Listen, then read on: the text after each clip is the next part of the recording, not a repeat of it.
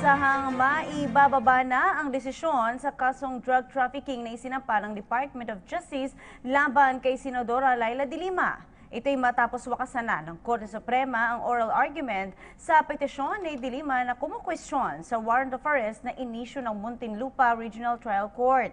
Kaugnay nito, hiniling ni Supreme Court Justice Lourdes Sereno na magkabilang panig na magsumite ng kanilang mga memoranda makaraan ng 20 araw upang maisumite ang kaso para sa paggawad ng hatol.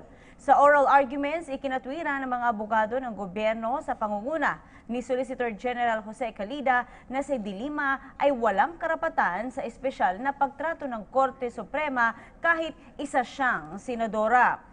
Ayon pa kay Calida, ang kaso ni de Lima ay walang pagkakaiba sa libo-libong drug cases na isinampa ng gobyerno. Hiniling din niya sa tribunal na i-dismiss ang petisyon ni de Lima na mapawalang bisa ang kaso nito at palayain siya.